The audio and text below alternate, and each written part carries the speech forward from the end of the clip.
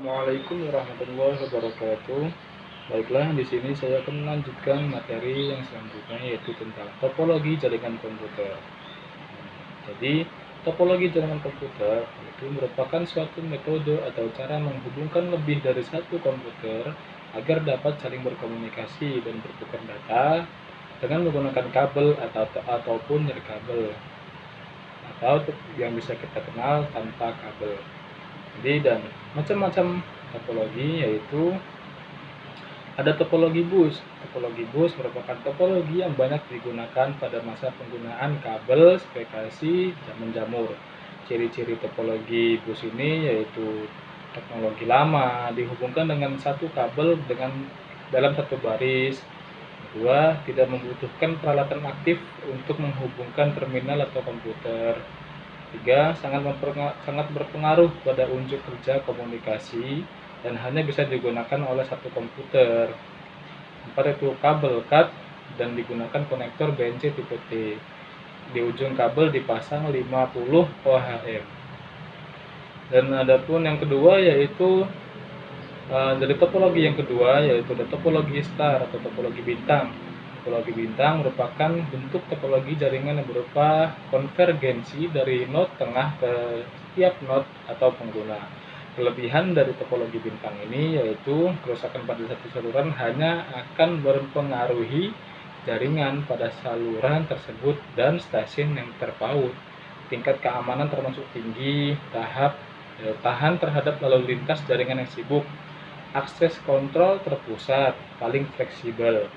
Dan adapun kekurangan dari topologi bintang ini yaitu jika node tengah mengalami kerusakan, maka seluruh rangkaian akan berhenti. 2. Boros dalam pemakaian kabel. Juga jaringan tergantung pada terminal pusat. Jika menggunakan switch dan lalu lintas data padat dapat menyebabkan jaringan lambat. Dan gambar pun lemah.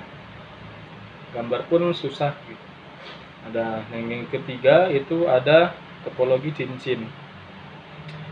Topologi cincin yaitu topologi jaringan yang berbentuk rangkaian titik yang masing-masing terhubung ke dua titik lainnya. Sedemikian hingga membentuk jalur melingkar membentuk cincin. Nah, dan kelebihan dari topologi cincin ini yaitu mudah untuk dirancang dan diimplementasikan, memiliki performa yang lebih baik ketimbang untuk aliran data yang sangat berat sekalipun, mudah untuk melakukan konfigurasi ulang dan instalasi perangkat baru. Hemat kabel dan juga peka dalam kesalahan. Dan adapun dari kelemahan dari topologi ini yaitu peka dalam kesalahan, sehingga jika terdapat gangguan di suatu node mengakibatkan terganggunya seluruh jaringan. Itu yang kedua, pengembangan jaringan lebih kaku. Ketiga, kinerja komunikasi dalam jaringan sangat tergantung pada jumlah titik atau node yang terdapat pada jaringan. Lebih sulit untuk dikonfigurasi. Ketimbang dapat terjadi collision atau dua paket data tercampur. Diperlukan penanganan dan pengelolaan khusus. Yang keempat, itu ada topologi mesh. Topologi mesh ialah suatu bentuk hubungan antar perangkat di mana setiap perangkat terhubung secara langsung ke perangkat lainnya yang ada di dalam jaringan.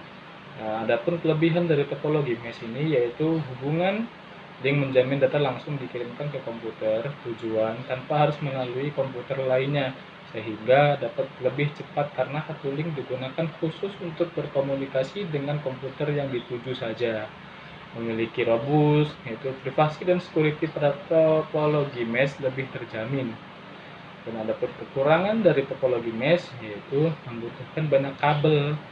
Kedua, hal tersebut sekaligus mengindikasikan bahwa topologi mesh ini setiap komputer harus terkoneksi secara langsung dengan komputer yang lainnya.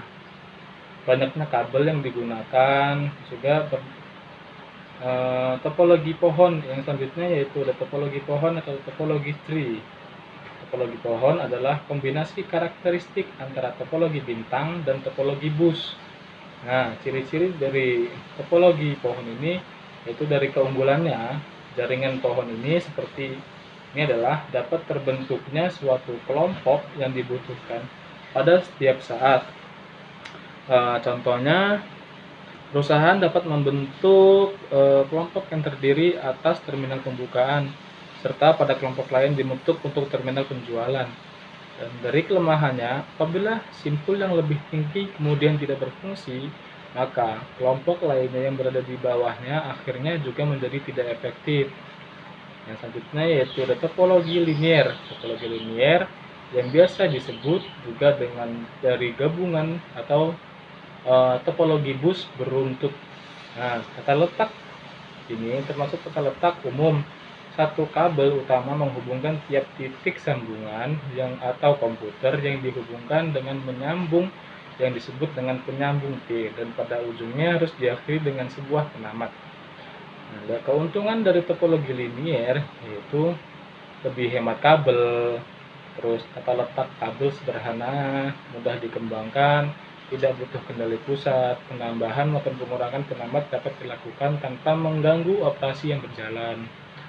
Adapun kelemahan dari topologi ini yaitu deteksi dan isolasi kesalahan sangat kecil, kepadatan lalu lintas tinggi, keamanan data kurang terjamin, kecepatan akan menurun bila jumlah pemakai bertambah, diperlukan pengulang atau untuk jarak jauh. Mungkin itu saja yang dapat saya sampaikan, kurang lebihnya saya mohon maaf. Saya akhiri, wallahul muwaffiq ila aqwamit thoriq. Wassalamualaikum warahmatullahi wabarakatuh.